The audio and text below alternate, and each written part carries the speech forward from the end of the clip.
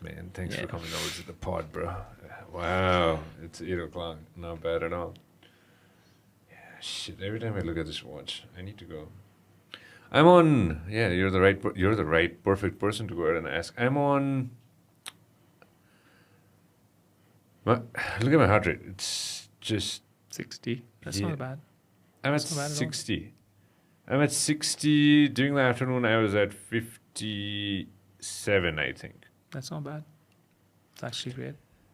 Especially after I quit smoking and drinking. I quit smoking in 2018, but I vaped for a while, and then I'm done. And then I decided to take a break from alcohol because if you end up you end up drinking, then you end up smoking. Yeah. So after that, my life completely transformed. Completely. Like it took a 360-degree turn. Yeah.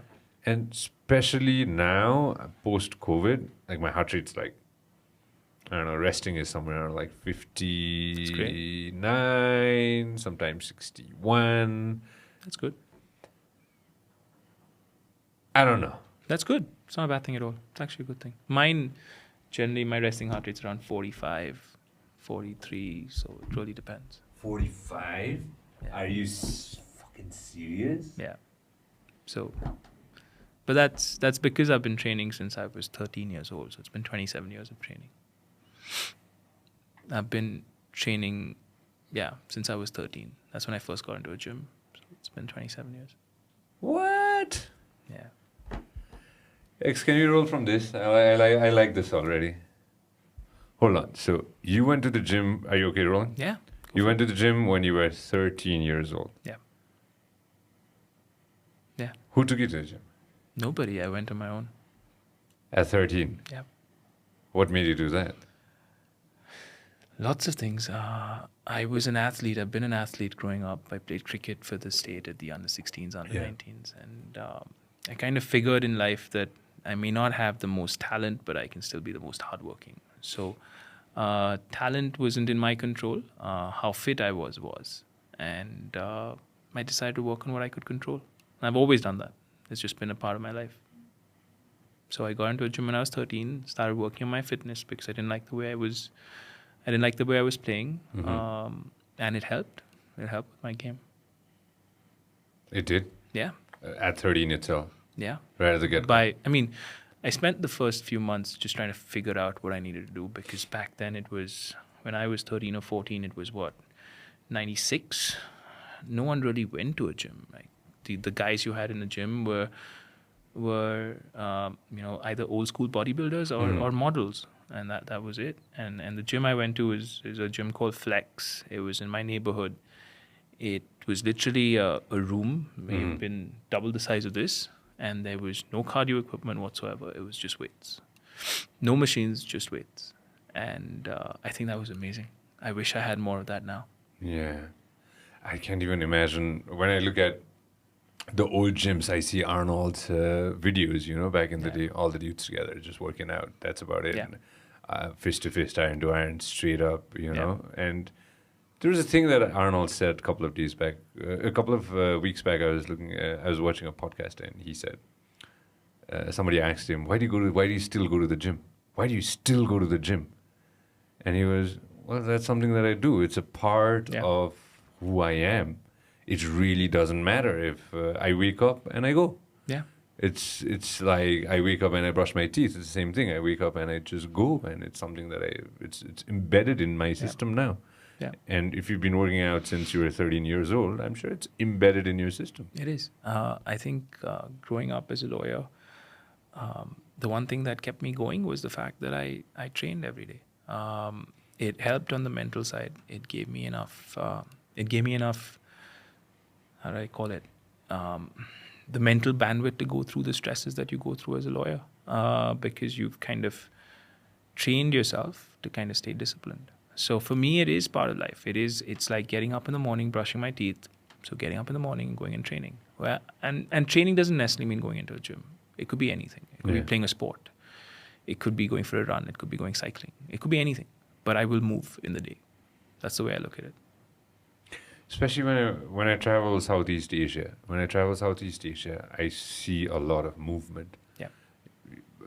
I haven't traveled extensively all around the world, but wherever I've been, majority of the movement that I see is towards Southeast Asia. People are always out and about, Yeah. out and about, out in parks, out. India, for instance, people are out. Yeah. You know, people at least do something. That's what I feel. You know, people in Nepal, we go out, we do something. You know, the western part of the world, of course, it's got its own set of problems. It's got its own plus and minus, right? Going out, how important is that for you, in a sense, when it comes to working out? Do you have to go out, or can you do a lot of things indoors as well? If you had to pick them. It depends. I mean, I am someone who's always kind of tried to make the most of everything. Yeah. I don't like kind of restricting myself to either just outdoors or just indoors. Yeah. Of course, the pandemic forced us to stay indoors for a couple of years. So I used to go up on my terrace and work out there. So it gave me a sense of being outdoors. But I honestly like it. I like both. I can't kind of pick one. I like going out. I like going for hikes. I like going cycling. I like running on the road. I play a sport when I get the time. So for me, it's got to be a mix. I think life's a mix, right? Everything's. You can't have just one thing and kind of go on for the rest of your life doing one thing. It's not going to work. At some point, you're going to get bored and you're going to stop. For me, I think with fitness, it's just about being consistent, and you're consistent when you're having fun. And for me, fun means trying something different all the time. Yeah, that's super nice. All right, let me break it down for everybody who are listening right now at the moment. So a couple of days back, my friend Saloni, our friend Saloni sent me a message. I was sitting in Khorsong having a cup of tea and heading towards Darjeeling. And then I was like, oh, I've got a friend coming over. And he's super fun, and you should definitely sit down and talk to him. And I was like, send me all the details. And then she sent me a website, and I was looking at it, and I was like, done, man. As soon as I saw what you do, I was like, done, man, booked, you know. And it doesn't matter the time, because I figured out that you had very limited window. And I was like, hey, it's fun, because I enjoy working out. You know, I enjoy going to the gym. Yeah, I really enjoy it. It's a part of my lifestyle. Of course, there are times when I don't go to a gym for a month, you know, but it's a part of my life. I like it, I enjoy it, and I've been doing that for a long, long time. Yeah. It's just fun. It just feels like home whenever I'm in the gym, and that is something that I really like and advocate it to everybody as well. But again, I also say that you got to do whatever the hell you want to do. You should eat whatever the hell you want to eat. Just make the best out of your life. So, going back to this, I'm super psyched that you're here, and thank you. Thanks for coming over. Thank you for having me. How do you like Kathmandu? Let's as soon as you landed or as soon as you saw it from the airplane for the first time. I thought it was. I mean, I walked in and it was stunning. We don't get to see mountain ranges too often when we're sitting in Bombay, so it was definitely stunning. Very old school. Reminds me of one of my favorite places in the world, which is Mahabaleshwar. It's very similar. It's got that kind of vibe. So it's been interesting. I love the people. I met a few. I met about 30 of them just now, just before this, and they were fun. They kind of had. They just had a great time, and for me, that's important. I just love watching people have fun. So brilliant, and on the way here as well, I was telling Saloni that I hope I get to spend more time here because it seems really nice. So yeah, for sure. Good, man. I'm glad. How did a corporate lawyer jump ship, man? Let me ask you this straight away and straight up. Becoming a lawyer was, I'm sure, a part of what you want to do and part of what your parents definitely wanted you to do as well, give or take. I mean, I've been inspired by my mother, and my mother's a lawyer, so it just flowed. There were two things that I kind of knew when I was growing up, and anyone asked me what I wanted to do, I said I want to play cricket for India. If I can't, I'll be a lawyer. And I said that when I was 10 years old. So that just kind of stuck with me. And it was just natural for me from school to 12 to 5 years of law school and move on. That's what I did. Nice. So I did what was expected of me for a really long time till I kind of wanted to move into something that I expected of myself. So two different things and tried to kind of find that balance. I did I did the good thing. I studied. I did well in school. I did well in college. I worked in Singapore for 5 years. Came back here. Tried to kind of enjoy it, but I think sometimes you lose interest in things that you're doing. And for me, I'm a hard worker. I've worked really hard my entire life, whether that's sport or that's law or now. So I need to enjoy what I do. And if I don't enjoy it, I just can't continue. So it took 15 years of law for me to realize I was done. A total of 15 years, huh? 15 years as a lawyer, yeah. You were working out every day during that time? Every single day. I was doing 20-hour days, but I would go into that gym even for 20 minutes. And because I didn't do this, and I still don't train because of the way it makes me look. I train because of the way it makes me feel. It's massive difference. And when you train for the way you feel, I think you train long term. Exactly what I was trying to go ahead and explain earlier as well, right? Even 5 minutes at the gym makes me feel like, okay, that sense of accomplishment that you get, it feels great. Yeah. As a coach, right? Can I use this word? Sure. Yeah. As a coach, you're constantly having a conversation with your peers. Let me just go ahead and put it that way, right? I read it somewhere that you'd said, which I really liked. It said, a trainer is going to be with you for an hour, but a coach is going to be with you for forever, throughout the day, give or take, right? Internationally, or let me just throw this out. In India, how does it work? Like when it comes to training and when it comes to being a coach, how would you differentiate it? How, if you want to elaborate it? I mean, look at it this way, right? A trainer's, I've always kind of tried to break this down. You spend more time with your coach or your trainer in a week than you spend with your best friend. Okay? Sure. Let's say you train 5 times a week, even if you train 3 times a week. For an hour, you spend 3 hours with your coach. I don't remember the last time I spent 3 hours with my best friend in a week, right? Because of work and the way life goes. So if you're just going to be someone who's going to come in there, tell you what to lift and leave, you're really not adding value to their life.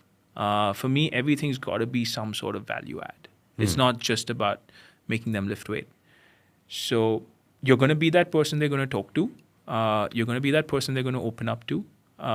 And sometimes you've got to be able to have that conversation. And I'm actually glad I kind of switched careers at the age of 35 because, I had that experience. I could talk. Yeah. I wasn't a 20-year-old who had no experience of life and didn't know what was going on.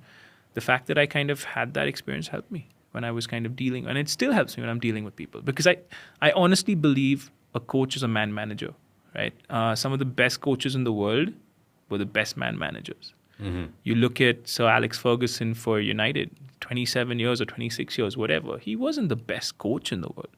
He just knew how to manage people. Exactly. So for me, that is super important. And I remember I kind of was spending time with one of my mentors, and I have very few in the fitness space. And I interned with him for 2 weeks. I shadowed him around in San Francisco. And he told me, he's like, you know what? You can be the best technical coach in the world, but if you can't put your point across, you're useless.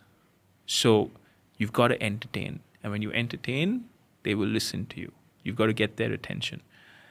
And that's what I kind of decided to do. I said I was going to entertain people. I'd make them work out. I'd get what I want, but I'd still entertain them.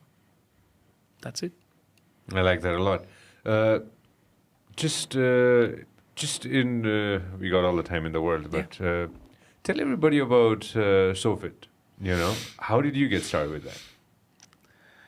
Well, long story, but it was my wife's idea, strangely enough. Nice. I remember wanting to do something in fitness 8 years before I started Sohfit. I was a lawyer back then, and all my friends made fun of me. Right? They're like, dude, you're going to be partner someday. You're going to make a lot of money. Why do you want to give that up to become a trainer? Right? That's what everyone's line was. And I said, you know what? I don't know. There's something in me that tells me I want to help people. It's not about just training them. It's about helping them on a mental and a physical level. And no one understood. They all laughed it off. And I was like, okay, fine. Maybe I am being dumb about this. Maybe I should just let it go. So let it go. But it kept eating me up inside. It kept going on. And every year, every time I had a bad day in office, I'd think about, what if I was just doing my own thing? I didn't have the guts to do it back then. I had no responsibility. Actually, I was married. But responsibility was just the two of us living a good life. I didn't have the guts to do it then. But when I had my son, I suddenly had the guts to do it. So hats off to my wife. I think she's backed me completely. And she asked me to kind of just follow my heart. And that's what I did. I didn't have a plan. I always kind of sat with my friends and everyone was like, oh, you've got to have a business plan, you've got to do this and you've got to do that, and let's prepare a deck. And I'm like, and they're like, what are you going to do? I said, I don't know. I'm just going to take it one day at a time. Yeah. And what I will do is I'll have the time of my life doing it. And that's it. That's all. So if it started when, I remember sitting down with my managing partner in my law firm, and he told me he was going to make us, I was going to be the next partner when it came to capital markets, and that's what I did. I just didn't feel anything. Yeah. I was like, this is not what I worked my entire life for. It feels really, really empty. It's not what I want to do. And I remember telling him I was going to quit. And he said, what? You going to another firm? Do you want more money? What is it? And I said, no, I'm just done with the law. I think everyone laughed at me back then. My parents' friends laughed at me. I think my parents were shocked. But some people believed in me, which was great. Yeah. And then I've never looked back since. And the people who believed in you are still really good friends with you, I'm sure. Friends, mentors, guides, you can call them whatever you want to call them, but they've always been there. Look back, when you think back on all the people who've said that you're going to fail, when you look at people who tell you that you're going to fail, dude, don't do it at all, like you're going to completely fail. When you look back and when you think of those people, what comes to your mind? Nothing. I was happy they kind of told me that, because the reason I kind of became a coach to an extent was to show people that a coach is an important person. To show people that coaching is a very cool profession. Yeah. And it is a profession. It's not that I'm sitting on a desk and kind of talking to people about legal stuff or giving them advice, but I am helping them with the single most important thing, that's their life. So if you break it down that way, I think I'm more important than a lawyer would be to them. And that's the way I look at it. So no, I actually look back and a lot of my friends come to me and they're like, you know what? We never thought this would happen. Yeah. We never thought you'd be able to make it. But hats off. And I said, you know what? Thank you for doubting me, because it made me want to do it even more. I like it when someone tells me I can't do something. So it's just I take it up as a challenge. Yeah. That push, so again, I love my trainer, and he's a gem of a guy, and I just started doing PT with him, and he's a great guy. Right? And every time he says 2 more or 1 more, you think that you won't be able to do it. Yeah. But that motivation, 1 more. Let's try 1 more, that motivation. Yeah. And you'll do it. You'll do 1 more, and probably you'll do 2 more. You'll do 1 more extra rep. That push, not everybody gets that push in life. Yeah. I'm moving back to our conversation. Not everybody gets that push in life. Yeah. Somebody coming over and telling you that, hey man, it's okay, give it a shot. I think if not everybody, but if majority of the people have that positive attitude towards somebody else giving it a shot, into unknown territory, life and this planet would be a completely different place. It would. I think you've also got to trust that person who's asking you to go 1 more time. I think that's important. And again, I keep going back to the best managers in the world. Their team would run through a wall for them if they told them to. Yeah. And that's what I wanted. If I tell my students to do an extra rep or do something and they look at me like I'm crazy, as long as they trust me and they know I'm not going to hurt them, they'll do it. And that gives me the most amount of pleasure. I love seeing people do things they don't think they can do. And the look in their face and that sense of accomplishment when they're done is what we work for. It's that simple. I couldn't do this last week. I'm doing it. I never thought I'd be able to do this. I'm doing it. Great. That's all that matters. That's perfect. 2017, you kicked it off. Yeah, 2017. A good solid 5 years, 2 years of craziness. It's still 5 years of craziness. I don't think the craziness ever ends. I think that's the part about doing your own thing. The craziness never ends. You're always kind of working for the next thing or the next thing. And I think the one thing I'd love to tell myself if I had to do it all over again is just enjoy the moments. Sometimes you kind of get so caught up in the rush of doing things, you stop enjoying what you're doing. So I've always kind of stopped myself and said, you know what, enjoy this. Yeah. Just have fun, and then we play it. Let's tell everybody, let's break it down a little bit, and I really want everybody to understand from your perspective of the working out culture of India. Can you just give me a gist of, from back in the day, like from again, we talked about 1996, nobody went to the gym, barely anybody went to the gym. And at one point when I was in India, it was crazy. There were like, every corner I turned into, there was a gym, and people were working out. Yeah. I don't know what people were taking, but they were like buffed up people, and that, I don't know when it happened, I don't know how it happened, but it just happened. It just exploded. Yeah. What do you think really happened? Not just in India, but, the entire culture. See, I think India is still years behind the West when it comes to training and fitness. I'm not going to kind of sugarcoat it. When I was young growing up, you didn't see too many people going to a gym. But you had those few people here and there. You've got to give, I know a lot of people kind of look back and kind of blame Bollywood for a lot of things, but Bollywood did help when it came to fitness. People did start training because they saw their favorite actors in decent shape. My take on this is I think India kind of changed or tweaked, and he is one of my favorite cricketers, is when Virat kind of started getting Kohli? into fitness. Yeah. And when he kind of publicized the fact that fitness was very important, suddenly athletes started taking it seriously. I think it's very, very important for everyone to stay fit. I think, unfortunately, in India, it's still a luxury. Anywhere else in the world, it's a necessity. Fitness is just a part of life. In India, it's still a luxury. It's still, if I have the time, I'll go. If I have the money, I'll spend. Everywhere else, it's just, dude, I just have to do it. So India's still catching up, but you've got to thank the athletes and Bollywood for it to some extent, because that's what people follow. Open up Virat Kohli's Instagram X. I saw a picture of him. I saw a video. I saw a video of him lifting the other day, and when you think about it, it's so true. Yeah, I remember a lot of my friends who kind of started wanting to train. He transformed that Indian cricket team and put a lot of emphasis on fitness, which I think is amazing. You trained the Kabaddi team, right? Yeah. Did you ever train the cricket team too? No, I've trained one. I trained a couple of. We trained 200 Kabaddi players. Yeah. But I trained Robin Uthappa, who is a cricketer. Super Kings. Chennai Super Kings. Yeah, right. Yeah.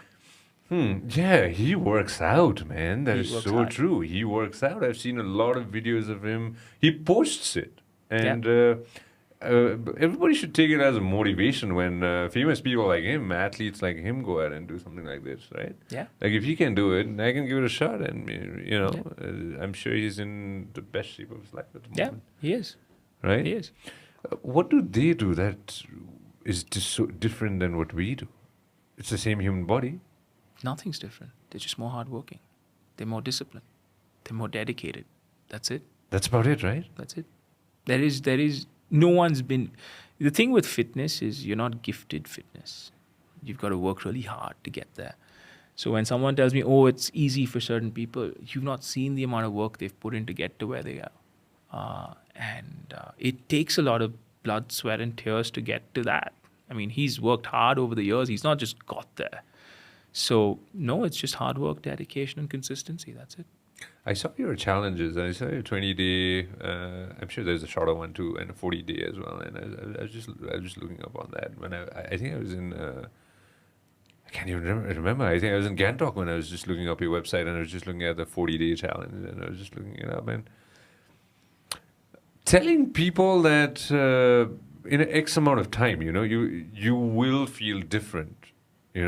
How do people take it in the beginning, in the day one of that challenge? It doesn't matter what lifestyle they have or what system they have or what kind of body mass they have, or you know what I'm talking about, right? And day one, what are you going to tell them? And then on day 40, once they go through the whole program, what do they tell you when they come back? The one thing I don't do is promise people anything. Exactly. Right? I've had so many times when people are like, oh, if I don't lose X amount of weight, will you give me my money back? I said, then don't join, right? My job is not, I've never looked at fitness as a weight thing. I think it's sad when people kind of judge their entire self-esteem and self-respect based on a number on a weighing scale. There's more to life than that. There's more to fitness than that. So for me, the only thing I kind of try to tell people is you'll be fitter than you were on day one. That I can tell you. Whether you're 10 times as fit, 5 times as fit, or just even 1% fitter than what you were, that's up to you. That's about how much effort you're willing to put into the program. And that's the thing with training. I don't think it's rocket science. I don't think what we do is rocket science either. It falls down to how you manage them, how you manage their expectations, how you manage them through that 6-week period, because they will have 1,000 mood swings in those 6 weeks. They'll want to give up at least 5 times, each person. So you've got to kind of be that person who pushes them, who tells them it's okay and you've got to keep going. And that's what I try and do. I don't promise them anything. I just promise them, the only thing I tell them is that they'll get fitter. And that's what they've got to work for. 40 days is not the end of the life. It's not the end of your life. You've got to just start and make that process a part of your lifestyle. And then when you change that on a long-term basis, you'll see results. The starting is it's tough. It's very tough. It's That's very tough. the toughest point, right? Yeah, it is. And that's why you need people who will help you. The one thing I've always kind of fallen back on is my community, right? You can't do anything alone. We're human beings. We're social animals. We're meant to be with other people. So that's something that I wanted to kind of build in India and everywhere. I wanted people to kind of, let's look at it this way. What's the one thing that will stop you from your fitness routine?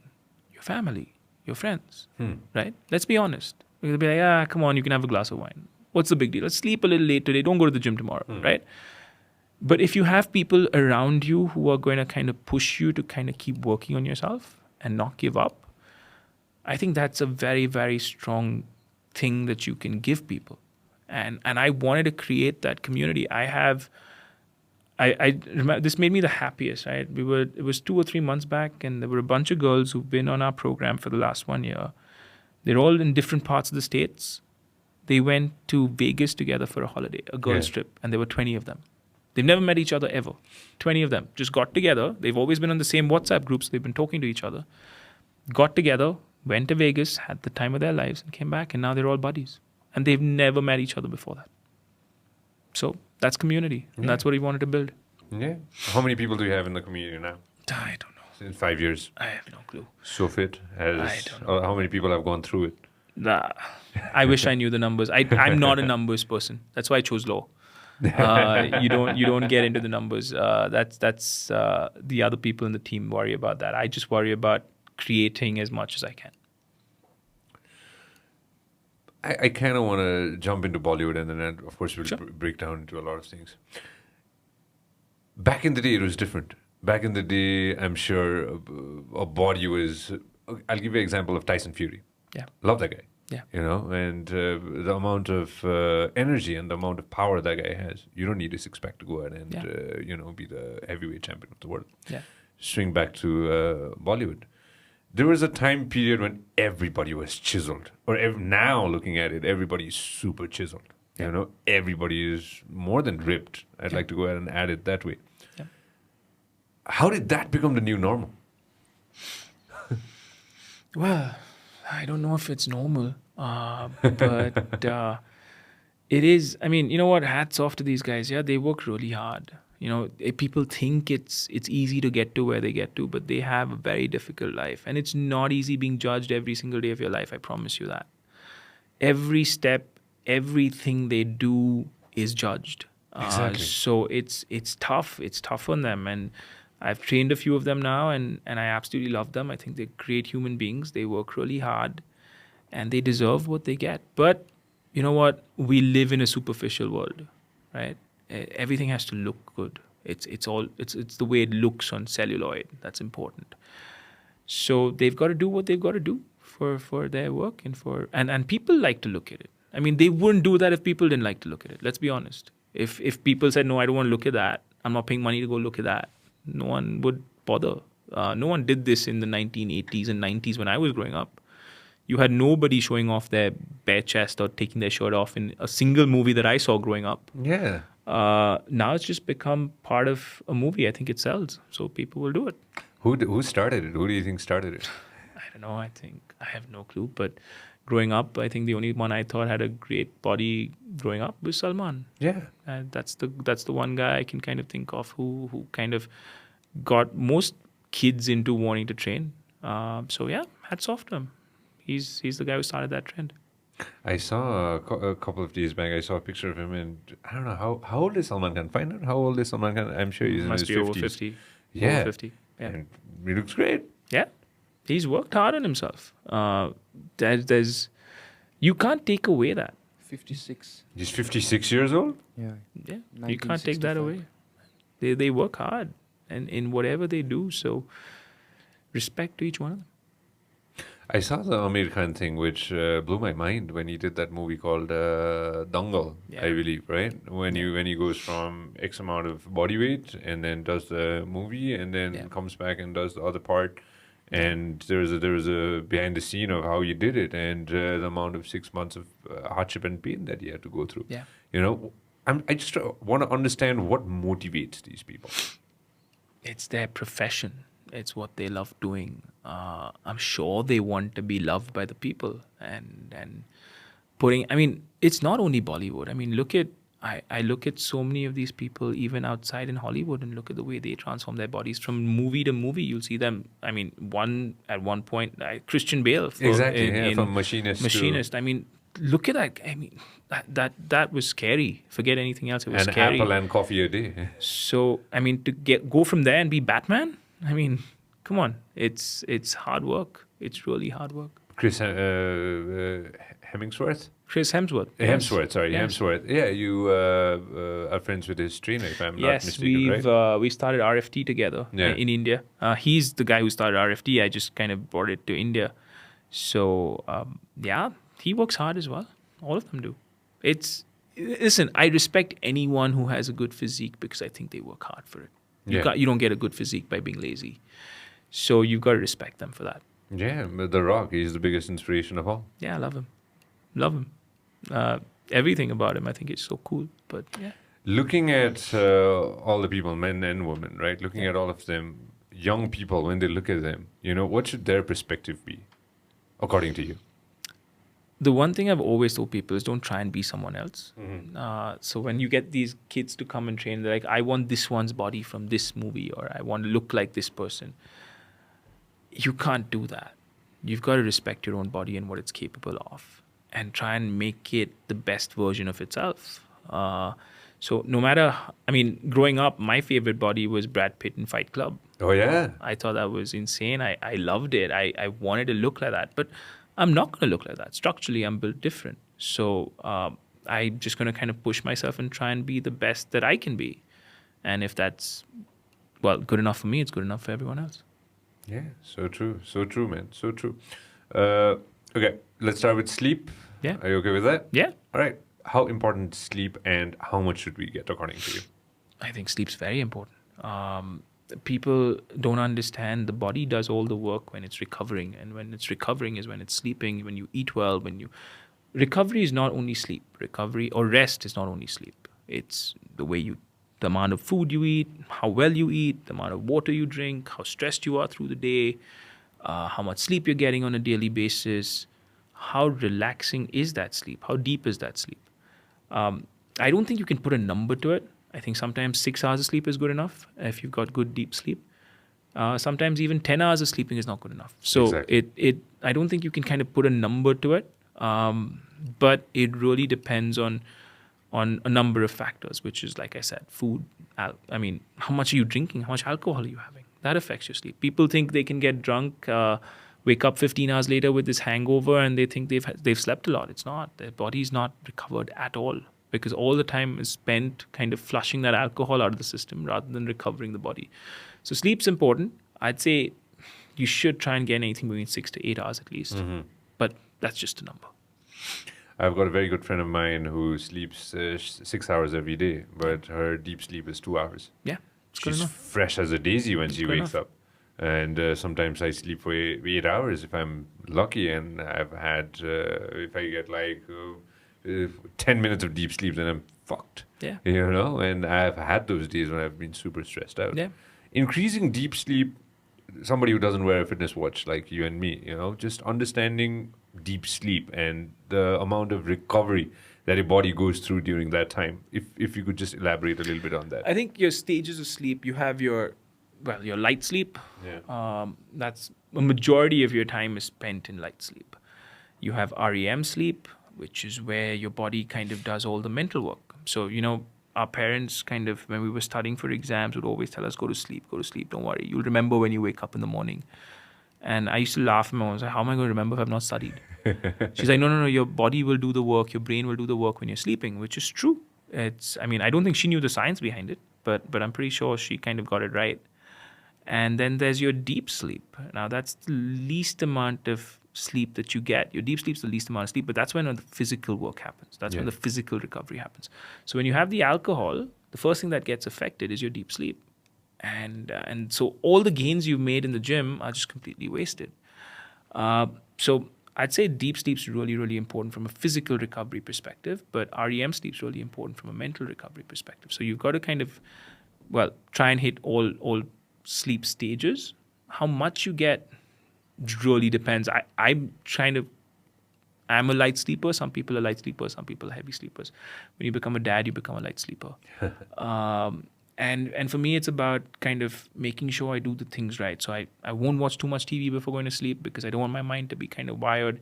I'll make sure I sleep in a really dark room. I have good temperature around, so I'm comfortable, not too cold, not too hot. And then, God willing, I get good sleep. That's it. Yeah, man. I believe for me personally, of course, your diet is the biggest one, but sleep is equally important. Yeah. And not a lot of people get good amount of sleep, regardless of wherever you are in the world. Yeah. You know, not everybody's going to get the best amount of sleep. And I believe that, as well as along with that diet, those two things, if you can just manage that out and fix that somehow, I don't know, 5-6 days a week, at least my thought process works that way, at least for myself. If you can just fix that, then you're good to go. I look at it as a 5-2 or an 80-20 principle. 5 days of the week, you do what's good for you. 2 days in the week, you do what you enjoy. And I think you balance it out really well through life. To all the friends who are listening, let's dig slightly deeper into that. How many days and how long do you need to train, according to you? I don't think you can put a number to it.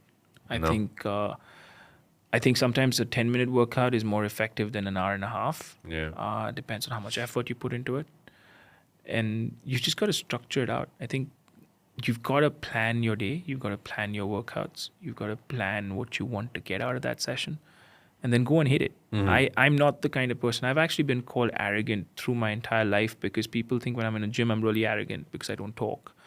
But for me, it's about just putting my headphones on and doing my stuff. And it's my time. And I don't want to kind of spend time talking, chatting, wasting time doing other stuff. When I know I have a limited window, I'm going to go hard and then I'm going to go home. And for me, that's super, super important.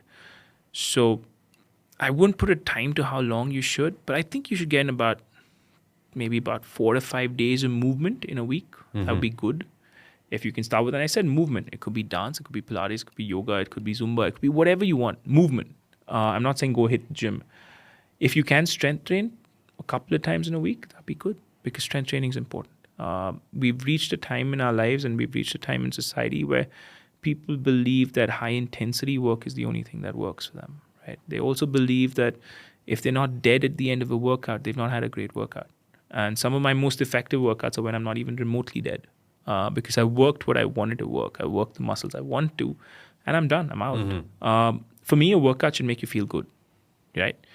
If I work out in the morning, I go home and I can't function for the rest of the day, that workout's useless. Yeah. It's not helped me. So for me, that's important. And that's a mindset I want to change with a lot of people, because sometimes I have a lot of people come to me and say, oh, that was easy. I'm not really sweating. Does that mean I've not had a good workout? I'm like, no, just chill, relax. We've done what we need to do. and we've got a plan and a structure to it. So we'll work the days when I really want to, well, for lack of a better word, kill you. I will. Yeah. But there are days when I just want to improve you. So I'm going to work on that, and that's it. Food. Food-wise, I'm not going to give. We'll touch all the other poisons later on. 80% food. That's something that I read before. 80% of work that you do is in the kitchen, and 20% you're going to do it at the gym or whatever you do when it comes to training, right? How important is food, and how do you want to go ahead and elaborate this? I think food complements your training. You can't have one without the other. Yeah. I don't think you can eat really well and not train and expect to get stronger at the same time. I don't think you can. The one thing I don't want people to do is compensate for the food they eat.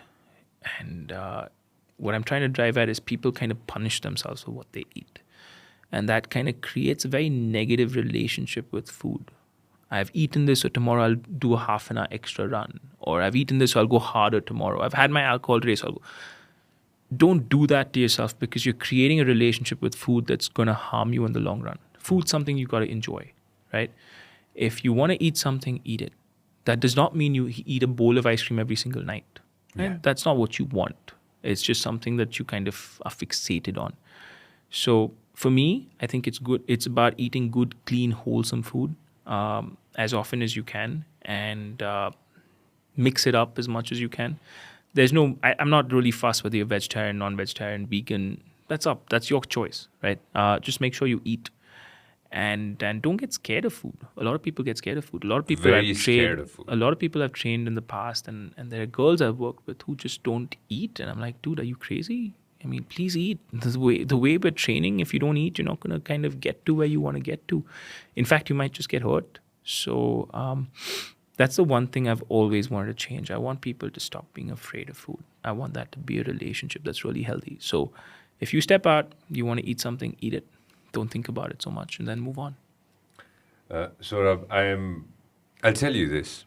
I've heard right here in Kathmandu, it scares the shit out of me when I hear this, when somebody I know comes over and tells me this, right? I'm not eating so because somebody told me not to eat this X, Y, Z, A, B, C, D, E, F, G, right? And when I asked them, do you work out? Nah. I lost a lot of weight by not eating X, Y, Z, right? And I look at them and I'm scared for them. Of course, I'm in no position in my life to go ahead and tell them what to do and what not to do. But I'm scared that they're going to hurt themselves in the long run.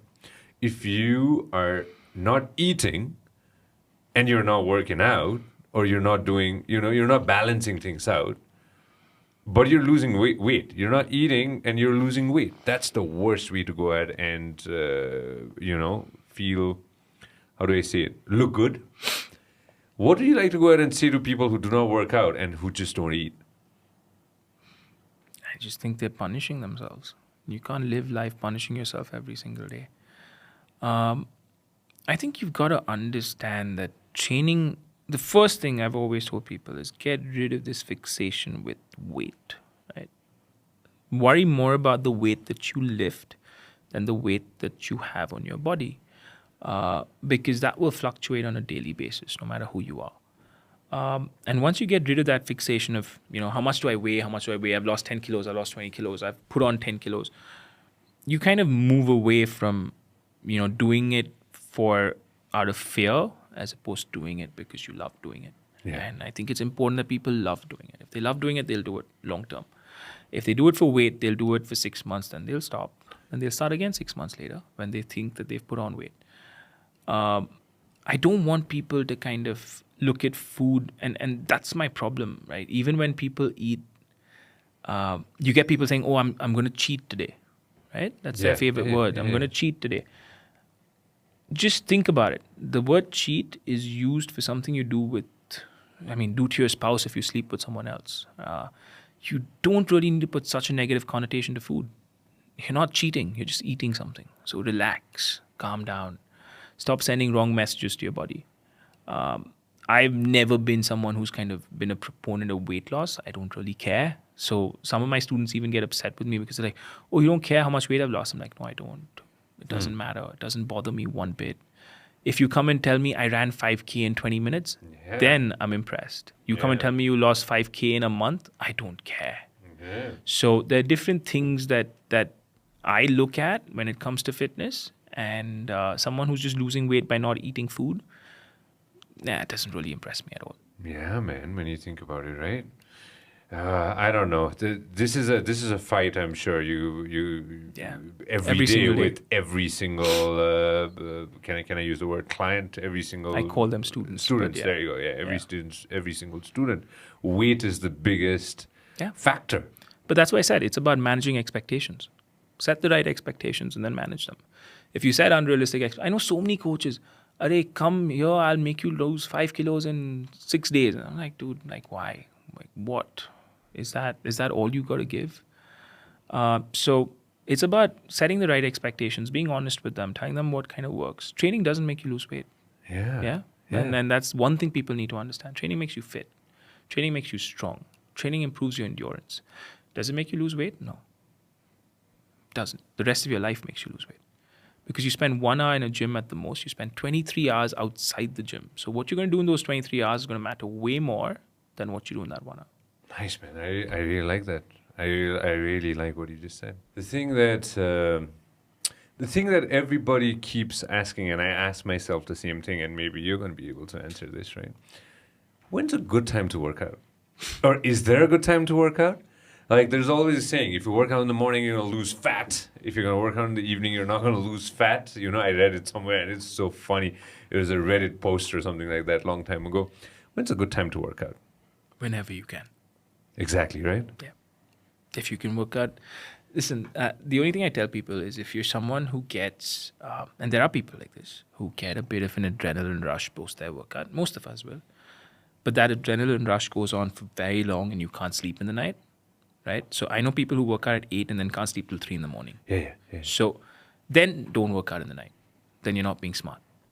Then you're someone who should work out in the morning. But there is no good time. Any time you can make during the day is a good time, according to me. I've never bought this that if I work out in the morning, I'll lose more fat. If I work out in the evening, I won't. It's just not something I believe in. Empty stomach. Like, intermittent fasting is intermittent and keto. These two words are, how do I say it? These two words are the new words that I've been hearing for the past couple of years, you know? What's your take on, again, pick anyone you want. I don't think anyone wants to hear my take on it. Go for it. I'm definitely not a fan of keto. It's not something I believe.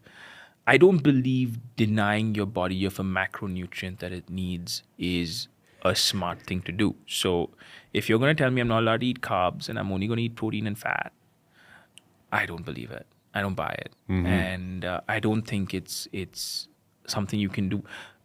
Okay, the way I look at fitness, it's got to be something you can do long term. Yeah. Can you deprive your body of carbs for the rest of your life? You can't. So then why try doing it? I get it. It works for athletes in certain aspects. It works for people who suffer from diseases for certain aspects. Yes, I get that. That's fine. But why would a normal human being do that to themselves? So it doesn't make sense to me. Intermittent fasting, I have no issues with. I think it's fine if you want to do it. Great.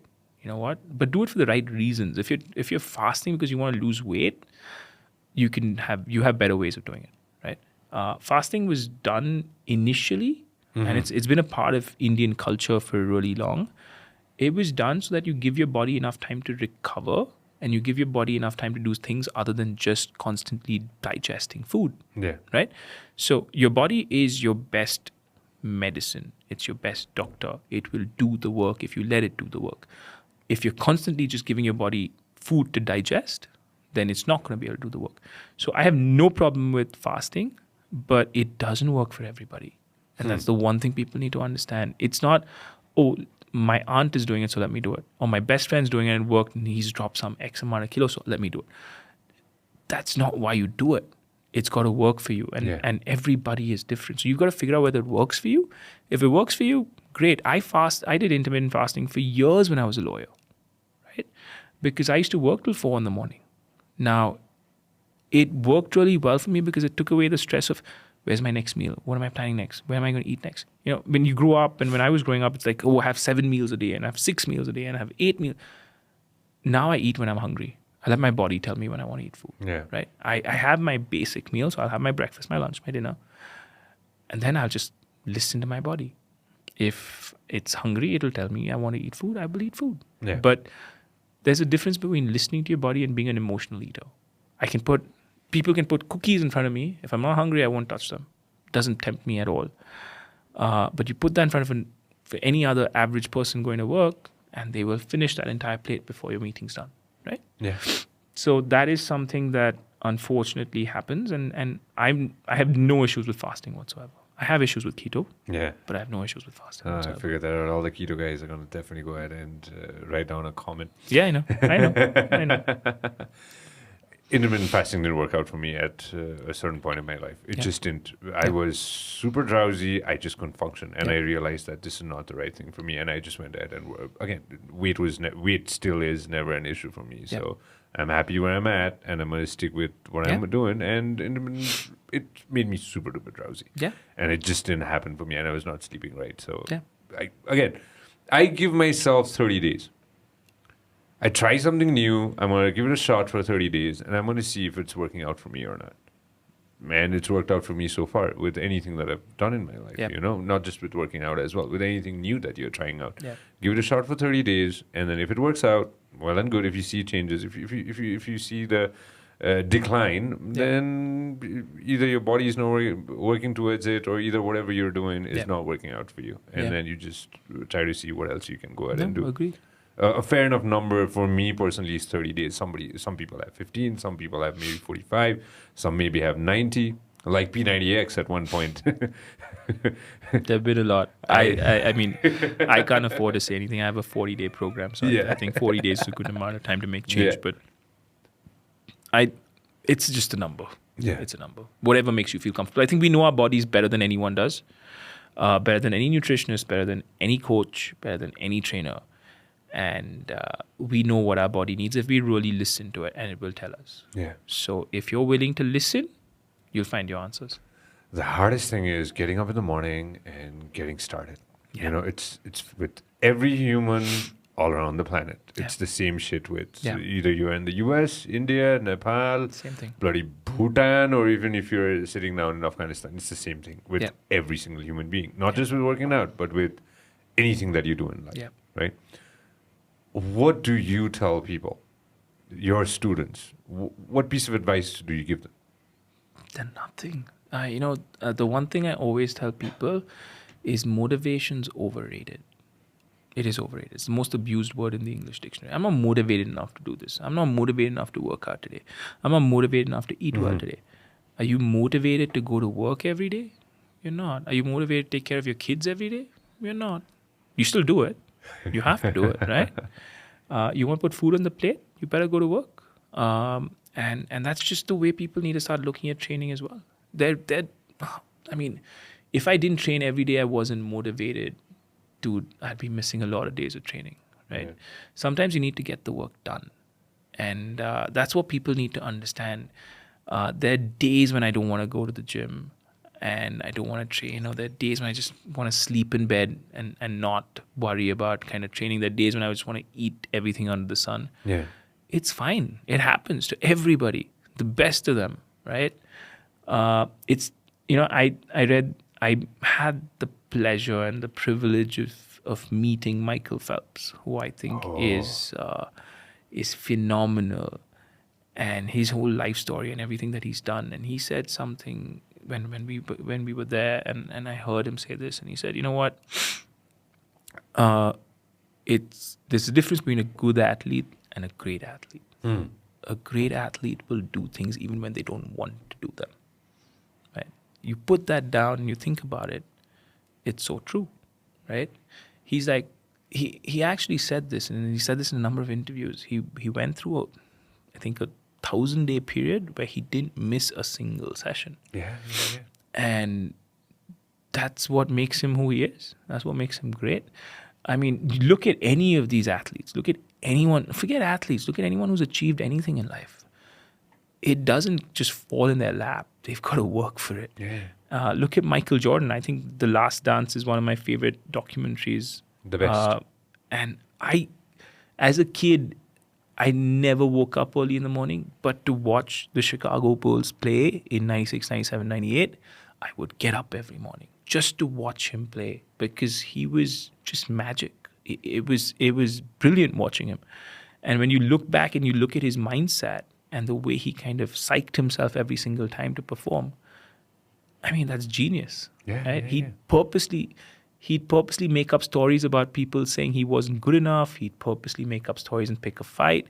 I'm not saying you pick a fight every single time, but I'm just saying you've got to get, and you think he was motivated to train every single day? You think Michael Phelps is motivated to go into the pool for 6 hours every single day and do the same lap back and forth? He's not. He does it because of, well, where he wants to be in life. So you know what? Sometimes you've got to do the things you don't enjoy doing, and it's fine. Yeah. It's not a big deal. Yeah, no shadow of a doubt on that. I look at from towards my part of the planet. I've got the mountaineers to look at. Oh yeah. You know, I don't have the oceans. I go out and look at the mountaineer friends that I have. Yeah. I will go out and climb Everest. Some climb the tallest peaks in the world it's their profession. It's a lonely place. It's their profession, exactly. It's a very lonely place. And I've had the privilege of sitting down with friends who've climbed the tallest mountain in the world, some of the hardest mountains in the world, like K2. And when I ask them on air and off air, you know, like what goes through your brain when you're climbing? You're all alone. There's nobody there. Yeah. You have, of course, you have your friends to help you out, but at the end of the day, it's all you. And when you get your one leg up and you're moving forward, what goes through your mind? And off air, when I've talked with them, and on air when I've talked with them, it's just the sheer motivation that they have to get to the apex. I don't understand it, but I don't know what kind of fire they have within them. Same thing with Usain Bolt, Michael Phelps, I'm sure. It's the fire that they have within them to succeed.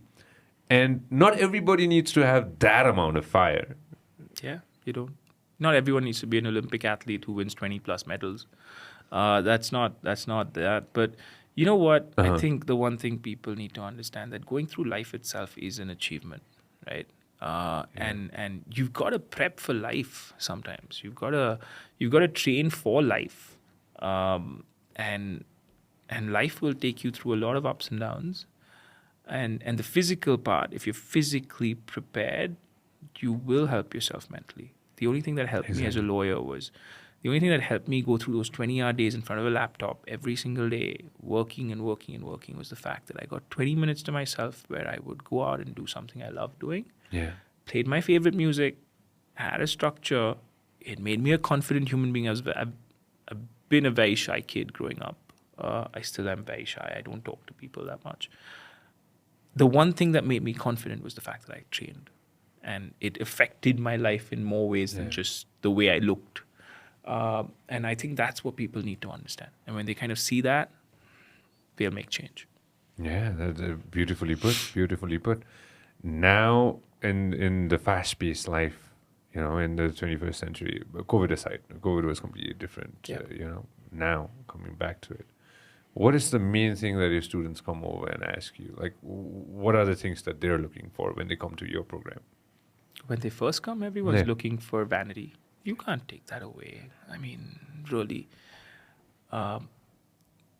It's fine. It gets them through the door. Let's put it that way, right? Then it's up to you as the coach to change the way they think. And you've got the power to change the way they think. You've got the community to change the way they think. You want them you want to create a safe space for them where they can come express themselves, not be afraid. I think one of the biggest reasons why people don't train is because they think they're not fit enough, or they'll make a fool of themselves in front of other people. And my job is always to try to create as comfortable an environment for them. So they come in there, they have fun, they're not great. I mean, I know a lot of people who come to me now and they're like, they look at the Instagram page and they're like, oh, you know what? These people look really fit. I don't think I can do this. Everyone starts somewhere. And all these people they look at right now and say, oh, they're really fit, and look at the stuff they're doing. Had you seen them 4 years back when they first came, you'd be shocked. Right? So we've all worked on ourselves, and we're always going to be, I look at this, and I've always said this, I'm always a work in progress. Yeah. And they've worked on themselves. They've worked really hard and they deserve it. So just do that. Put in the hard work. You'll be fine. Tell everybody a little bit about your programs. Which one would you want to elaborate a little bit about? The one that you're doing here? I mean, listen, my objective always in life, and maybe I get this from my mom. My mom's a matrimonial lawyer, so I've seen her counsel a lot of people her entire life. And I've always wanted to make a difference to someone's life, right? And I don't mean weight. I mean just the way they look at themselves, the way they kind of perceive the way they're going to live. And each and every program that I've done has been to reach out to as many people as possible. Yeah. We started our online programs before the pandemic ever hit. We started 1 year before the pandemic hit. And my objective was, let's just put the information out there, right? Oh, I should have celery juice in the morning. I should have this in the morning. I should have hot water. It's all crap, right? It's just pure, simple crap that people have made up to sell something. So what I decided to do, and what I'm lucky I have a team that kind of backs me on it, is just put the facts out there. Eat good, clean food. Train hard. Things will happen. Things are not going to happen tomorrow. Things are not going to happen the day after. I'm not promising you anything in a month. I'm not promising you anything in 2 months. Yeah. I just want to change your lifestyle. And if I can do that, if I can make you fall in love with training, if I can make you fall in love with eating good, clean food, well, I've done my job. I'm done. Now it's up to you. So the way I've always looked at it, and I never had any coach coaching me in my life. I kind of had to learn on my own and make my own mistakes. I want people to be independent. I want to give them that information. I want them to make their own decisions, their own choices. So even with food, I never kind of say, eat so many calories, eat this, eat this. I'm saying, these are good for you. These are not so good for you. And these are things that I don't mind you eating whenever you want. So you give them that choice and you say, okay, now decide what works for you. Right. Now figure out what you think works on your system. And once you do that, once you empower people with the right knowledge, you've made them a lot smarter, you've made them a lot more effective, and you've made them capable of making their own decisions. And for me, that's important. I'm not going to be with you babysitting you your entire life. Yeah. I will not be around when sometimes you need to make a decision. So please just have the facts in front of you, make the decision. And that's what I wanted to create. So that's what we try to do through the programs. Handhold people for that period. And then hopefully they kind of fall in love with the process. What I came here to do and what I've basically been spending a lot of my time doing right now is RFT, which I started with Darul, who's Chris Hemsworth's trainer, because I love it. And I've never taught someone something I don't love. It's called raw functional training. Raw functional training. So it's something I love. It's something I genuinely believe in, because the side of the world that we live in, and when you look at India, it's a developing country. It's not a developed country. Not everyone can afford to go to a gym. Not everyone can afford to buy fancy equipment. Not everyone can afford go to a ground. Sometimes all they have is a 4x4 room and themselves. And that's what RFT does. It makes you use your body, and you don't need space, and you don't need time. You need a little bit of time. You're good. And that's what made me fall in love with it 3 years back. And I learned from Darul. I kind of did his certifications, learned from him. I hounded him about bringing it to India for a really long time. And then I think I just said, okay, when it's meant to happen, it will. And then he came to me and said, let's do it. Yeah. So for me, I'm really excited about it. And I hope people fall in love with it. I hope people fall in love with movement. Is it something similar? Is it something that even Hollywood actors like Chris Hemsworth they do as well? Chris Hemsworth does this. Yeah. Hemsworth. I'm getting that. He does that. Darul trains him, and he's trained him for all the Thor movies, and he's done RFT. Jesus. You trained Bollywood stars like Alia Bhatt and many others, if I'm not mistaken, right? Their thought process and the body that they're looking for is specific for maybe a movie or maybe for something else or for a project that they're working on, right? When, how do I say it? When, let's say, I come over to your program, right? What's the first thing that you're going to go ahead and ask me? Or what are the first things that it comes to your program, that a set of things that you're going to work towards? Nothing. I think the first thing I tell people is just let's have fun. Everyone looks at working out as an exam. I need to. If I don't do this, you've written 10 reps, and if I do 8, means I've not done well, right? First of all, take that out of the picture. Fool around, right? Discover what your body can do every single day, and try and improve on that every single day.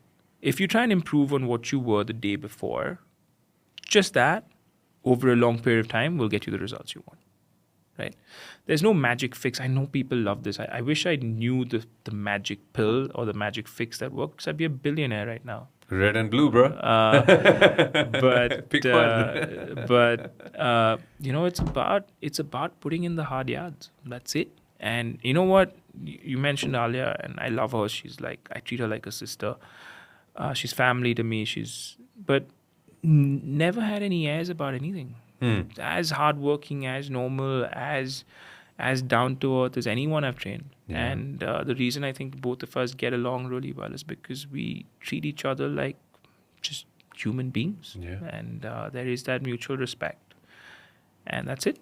I don't talk to her about work. Yeah. And I give her that space to kind of just express herself and be happy. And I think that's why we get along. Yeah. When you think about it, for me personally, again, Saloni was sharing with me as well, and RFD is something that is very interesting. And again, you've started it. Let's see how far we're going to get in Nepal itself. There's one specific thing that I kind of wanted to talk to you about as well. I was born with a deviated symptom, as I'm sure if you look at my face, left and right nostrils, they're completely different, and I'm definitely going to jump. I've got something scheduled for in, I believe, 42 or 43 when I hit that age. Breathing is very important. Yeah. I realized that later in life when I started scuba diving. It is super duper important. Super important. Breathing exercises, people definitely can do a lot, I'm sure. Yeah. Anything that you want to go ahead and suggest, friends who are listening at the moment? No, I think I am kind of working with pregnant women as well, and we do prenatal and postnatal stuff, which is what I've been basically working on off late. And a lot of that training work initially is around breathing, right? Something as simple as breathing in through your nose and making sure you kind of use your diaphragm, which is where the air which acts like your pump. Yeah. And something as simple as that, and staying calm and collected is very important. Your breathing pattern will determine whether you're in the parasympathetic state or the sympathetic state. In which case, is it fight or flight, or is it you rest and recover? Yeah. And it's the signal that you send to your body. So if you're telling your body you're constantly stressed, and a lot of people don't breathe through their nose, unfortunately. If you see people training, they're always mouth breathing. And, that's not what the mouth was created for. The nose was created to breathe. So that hopefully is something that you can change over time if you practice it hard enough. So a lot of my runs that I do now, or my long distance runs, I'll only do nose only breathing runs. I won't breathe through my mouth. I'll breathe through my nose. If I feel uncomfortable, I will stop. I will take a break. I'll recover, and then I'll go again. Because I'm training myself to use my nose to breathe. Yeah. And I have a deviated septum as well, so I know what it's like. But it's just something that people don't focus on, unfortunately. Yeah, and I came to realize that when I was scuba diving, and I was like, holy shit. Yeah. Now I'm a smoker. I've been smoking. I used to be. I used to be a smoker, so I smoked for a long time. I never realized that, and then took a long break. I stopped in a couple of years, and then I scuba dived, and then I was like, holy shit. Now I realize, oh my God, there's such a humongous difference. Yeah. And that again kind of opened up a lot of doors for me, and I'm trying to learn how to go ahead and breathe with my nose better now. Yeah. And I think it's very important. It is. There are a lot of things I'm sure help. A lot of people say yoga, breathing exercises. I believe more breathing exercises definitely help. Do you have any specific classes for that? No, I don't.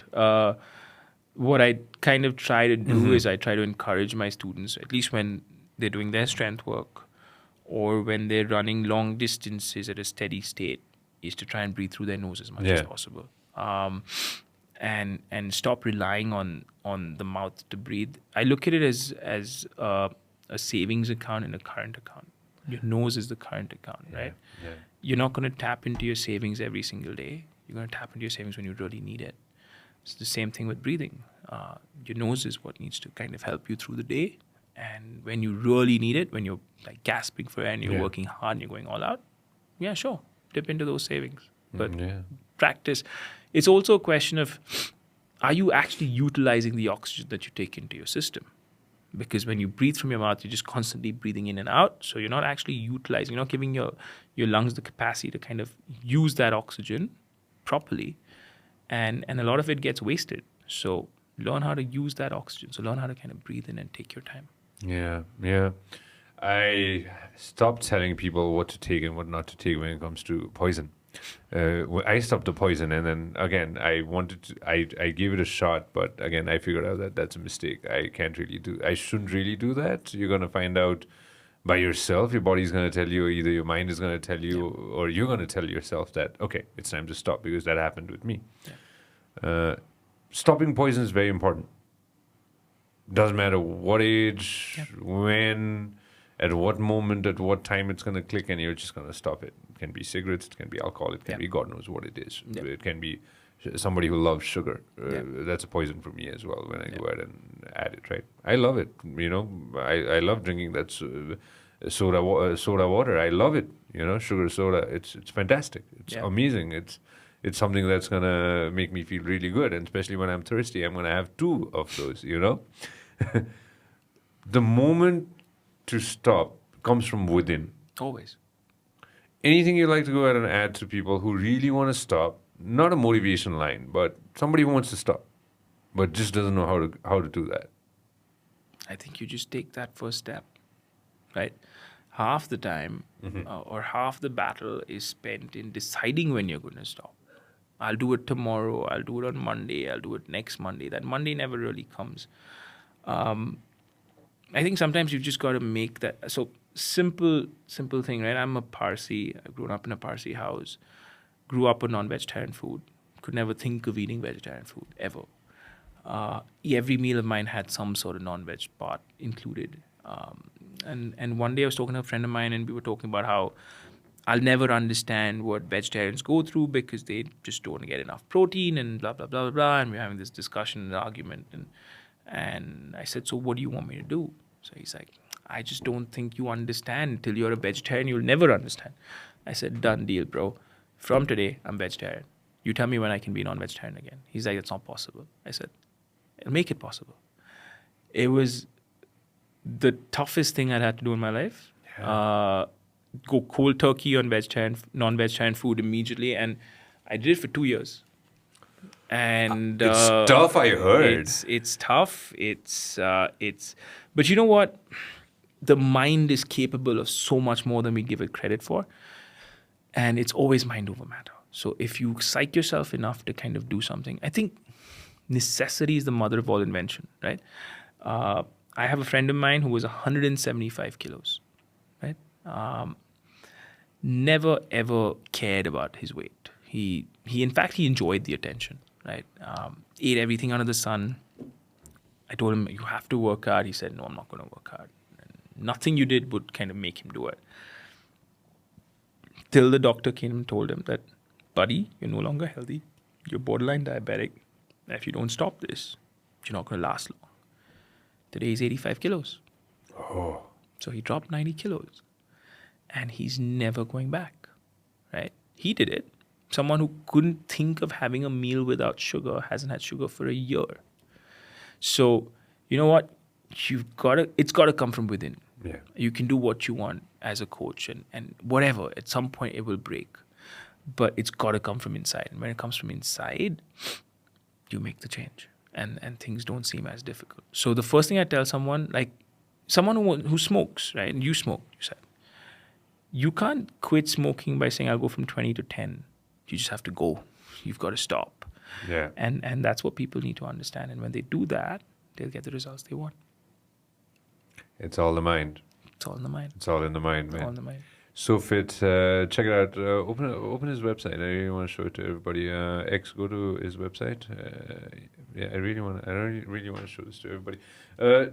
So how does it work in Mumbai? I've never been, by the way. How does it work in Mumbai?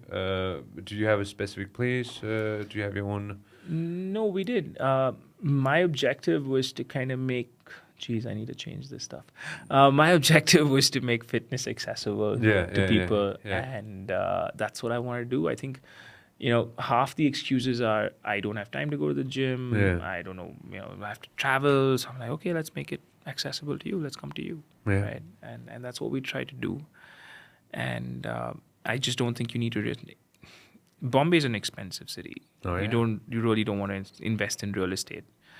And I didn't want to do that, and I didn't want to kind of restrict myself to one place. I wanted to kind of move around. So no, I train people where they train, and a lot of our stuff is online. And we rent turfs where we have our camps, and that's what I love. I love the energy that people bring. So that's why we came here today, and we had 30 people on that turf. That just brings it out in you. You get creative when you have people. So. Yeah, that's it. I'm glad, man. I'm really glad. Before I let you go, there's something that's really important. And a couple of weeks back, I can't remember the name. A lot of people send me a lot of messages about a lot of crazy shit and a lot of things that they like about the podcast. And a lot of people send me suggestions about a lot of things too. There's somebody I wish I remembered his name. He sent me a very long message about. He sent me a very, very long message about, and I kind of want to acknowledge this. I wish I remembered his name, but he said that a lot of people are taking a lot of supplements. Yeah. A lot of people are taking a lot of supplements. I'm talking about Nepal. I'm talking about my country right here. I wish people knew about the supplements before they take it. That's what he wrote. He wrote me a long message, and I did skim through it, and I do remember what he wanted to get into. A lot of people take a lot of supplements. Yeah. A lot of people don't know. I didn't know the first time I took creatine. Yeah. I had no idea what it was. Yeah. Somebody gave it to me at the gym when I was 19 years old. I took it for a few days, and then I realized, holy shit, and I had to drink like 4 liters of water, and I just stopped. But there are a lot of young and dumb people who are going to go do a lot of things. I'm not just saying when they're young. A lot of people at a very good age of life with a lot of experience are going to take a lot of things that they shouldn't be taking. Maybe they don't need to get to that level of body mass, muscle mass. Yeah. What do you like to go ahead and say to people who are taking a lot of supplements? I'm not just talking about regular stuff. You know what I mean? Let's put it this way, right? I was watching a documentary on steroids, something as simple as steroids. And what they said was about 80 to 90% of the people who took steroids didn't take it from a competition or a functional perspective. They took it from a vanity perspective. So that's something that's disturbing because you don't really need steroids to look good or feel good for that matter. I think supplements are essential, but depends on what supplements and depends on whether you know what you're taking. I am someone who's always kind of stayed away from everything other than just simple protein. So I'll have my plant protein, I'll have my whey protein, whatever it is. I'll keep fluctuating, but I'll have my protein because I don't think I can get the protein I need from food sometimes. Yeah. Sometimes I'm eating good, I'm eating well, so I don't need the protein, so I'm fine. In terms of other stuff, in terms of fat burners and growth hormones and steroids, I'd never done it. So I've actually never really, I've always told people never to do it because I just don't see the benefit of it long term. Yeah, it might help you for a few days. It might help you to look good for one party or for one wedding or for one shoot or whatever it is. But in the long run, it just messes with your system, and you don't want to put something in which you know is going to mess with your system long term. So that's my issue with it. There are people who are knowledgeable, who know how much and when and how to take it. Then go to the right people, right? Go to the people who know it. I will never pretend to be someone I'm not. So if someone comes and tells me, listen, I need to take this, and can you tell me? I say, I'm not the right person. I'm not the person, because I don't believe in it. If I believed in it, I'll tell you, but I don't believe in it. I don't believe you need it. For the kind of lives that we live, we definitely don't need it. Yeah. I look at it this way. How many times do you take your shirt off in public that you need to worry about what your abs look like? Right? In my life, I can count maybe on my hands how many times I've taken my shirt off in public, and that won't even be more than 2. But my point is, why do you need it? Right? Start functioning properly. Look at fitness differently. Look at fitness for what it is. Fitness is the ability to do what you want when you want to do it, not a 6-pack. I can line up 100 people who have a 6-pack and bulging muscles and are not fit. Right? Yeah. Fitness doesn't mean the way you look. It's what you can do with it. And that's why I love RFT. That's why I love Daruk, because we've had this conversation so many times, and he trains the Navy SEALs. He trains first responders in the US. Mm-hmm. And he said something once that kind of hit me. He's like, you meet these first responders, you meet these firefighters, really fit guys. But when it's fire and they can't crawl under it and go save the person they need to save, what's the point of that body? Doesn't really help. I did something crazy once. I mean, it's not crazy. I crawled a mile on the road. Right? I don't know what I was thinking, but I promise you, half the people who have, well, not half, even 90% of the people who have a 6-pack or who have muscles won't be able to do that. It'll kill them. So for me, fitness is different. Fitness is fun. Fitness is, if my son is 15 when I'm 50 and tells me to play cricket with him, I still want to kick his ass. Yeah. And to me, then I'll be fit. That's fitness for me. It's not about the way my body looks. Yeah, and I 100% agree with you on this. And at the end of the day, for me personally, what I think when I work out is my mind's happy. Yeah. I'm happy, and most probably my organs are happy too. Yeah. And I'm not going to care about 80-year-old Sanjay or 90-year-old Sanjay. I'm going to care about the Sanjay who is right now, today, present. Agreed. And that gets me going, and I'm sure that should get everybody going too. Sure. Yeah. Tell everybody just a bit about, if anybody wants to go ahead and sign up, just the website. The website, our Instagram page, it's Sohfit Official. We put everything out there. I've always used social media to be honest with people. I don't pretend to be someone I'm not. So my page is very, very honest about me and what I do and my experiences and all the training program that we do. So everything's on the page, everything's out there, everything's on that website that you just showed. And they can always pick up the phone and talk to me. So I'm happy to talk to whoever needs to. Nice, man. I really like it, and I hope you keep doing this for the rest of your life, brother. Thank you so much. And I have a feeling you will. And when I'll definitely join up on one, and whenever we're in Mumbai, we'll definitely. We'd love to catch up. For sure, man. For sure. Thank you very much for coming over to the podcast. Lovely speaking to you. Thank you, brother. Thank you so much. All right, everybody. Good night, morning, whatever. If you love what we are doing, make sure that you subscribe and turn on notifications.